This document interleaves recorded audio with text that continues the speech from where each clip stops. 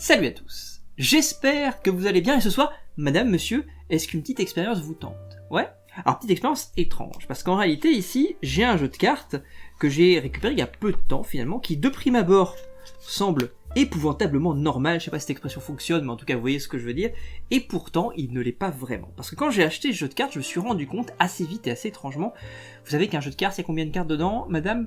Oui, c'est ça, il y en a 52, en réalité il y en a 54, parce qu'en fait vous rajoutez toujours 2 jokers, donc un jeu de poker classique a 54 cartes. Et je me suis rendu compte en jouant un petit peu avec le jeu, qu'il y avait une sorte d'épaisseur un peu étrange.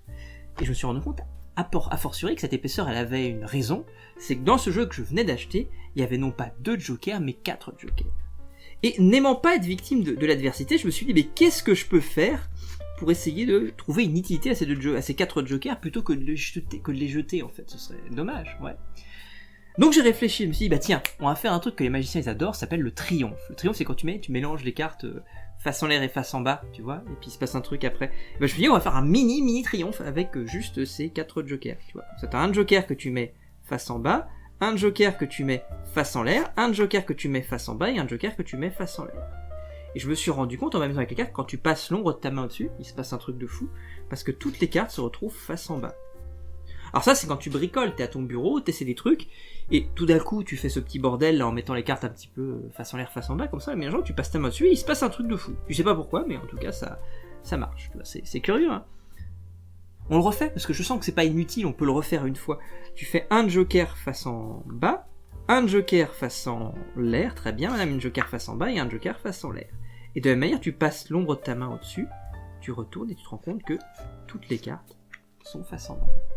Ça c'est le premier mouvement kabbalistique, le passage de main comme ça. Mais on peut faire un mouvement encore plus étrange et kabbalistique, et je me suis rendu compte en jouant avec les cartes. Si tu fais ce petit mouvement-là qui paraît anodin, et ben automatiquement, alors ce qui se passe là va forcément dans une certaine mesure expliquer a posteriori ce qui s'est passé avant.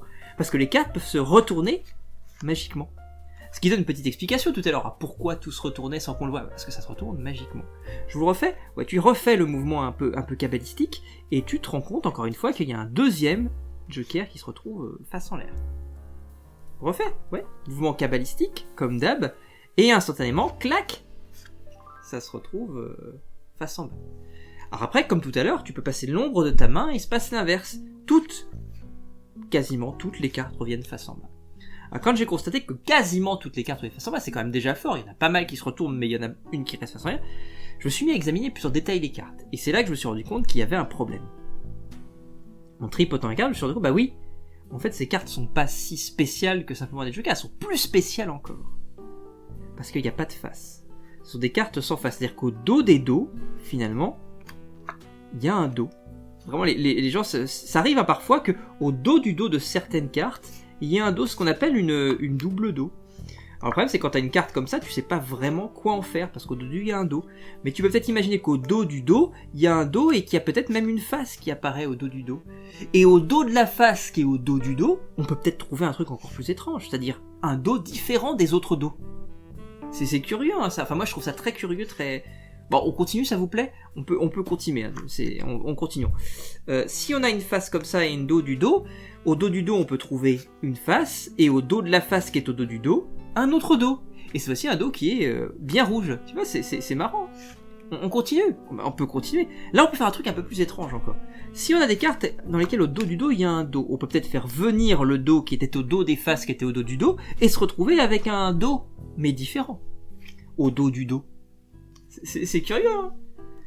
Alors là, on se trouve dans une situation un peu finalement étrange, parce qu'on a des cartes avec un dos différent, qui est le dos finalement au dos de la face qui est au dos des dos, mais on peut faire peut-être revenir les cartes comme au début.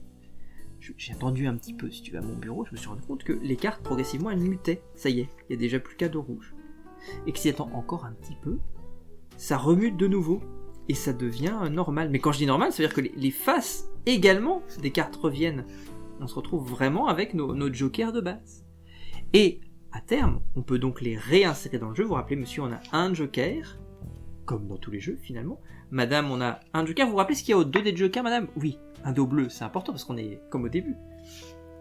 On a un troisième joker, et là ça devient plus étrange, plus spécial. Et on a, monsieur, oui, un dernier joker, ce qui rend les choses spéciales, encore une fois, à 56 cartes. C'est curieux, vous voyez, quand on réfléchit, on peut mine de rien trouver des trucs. Je dis pas que c'est extraordinaire, mais on fait avec ce qu'on a, mine de rien. Ce qui fait qu'ici on a un joker. Ah ça c'est un truc que j'ai remarqué au passage, c'est quand on a ces jokers là, et qui sont très spéciaux et qu'on les met trop longtemps, vraiment, en contact avec le jeu, il se passe des dingueries. Parce que ici, bah, ça reste bleu, et ça imprime le rouge au dos des cartes qui étaient là, tu vois. Mais ce qui est pire, c'est quand tu fais imprimer comme ça, tu peux faire pénétrer. Et quand tu fais pénétrer, là le jeu va devenir hyper étrange, parce que tout devient rouge, vraiment, sauf bien sûr les jokers. Alors le problème c'est qu'après tu peux plus mettre ça dans l'étui parce que ça ne correspond plus, donc tu vas te retrouver avec un jeu extrêmement spécial là pour le coup, puisqu'il n'a juste que 4 cartes qui sont les seules à dos bleu dans l'étui bleu. Or l'étui, bah là il va falloir le changer et mettre avec un dos rouge. C'est quand même super... Moi je trouve ça assez chelou en fait, mine de rien, mais...